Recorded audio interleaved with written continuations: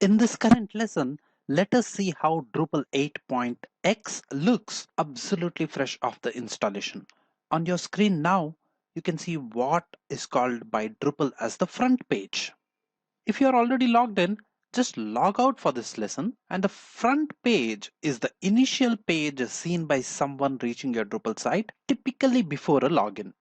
Inside Drupal, in the navigation bar and in the breadcrumb and elsewhere, this page is also called as the home. It is exactly the same. We will see many examples of this front page in coming lessons, but most typically, a visitor will get the first exposure to your site from this page. We will see how to configure this page in great detail later. On this fresh installation, our front page is completely minimal.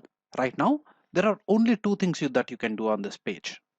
You have a site search block on the left here, and there is a login link at the top right. There is nothing else on the screen except some standard links at the footer here.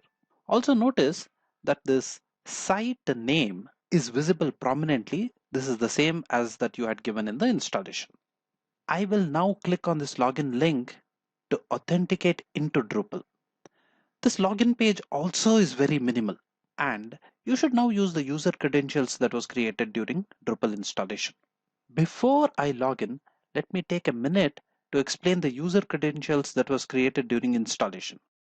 This user that you created is frequently called as the user 1 or super user or the super admin. This is so because this user has the complete set of permissions on your Drupal installation. There are other roles that get created out of the box also, and we will look at them in greater detail later in this course. And you can also create customized roles as you please. The user one credentials is the permanent role, and it is the credentials that can control all other roles and permissions on the system. So from a security perspective, it is very important that this role is completely protected by you. You can observe that there are extra tabs here which allow for new account creation and also for resetting password for existing accounts.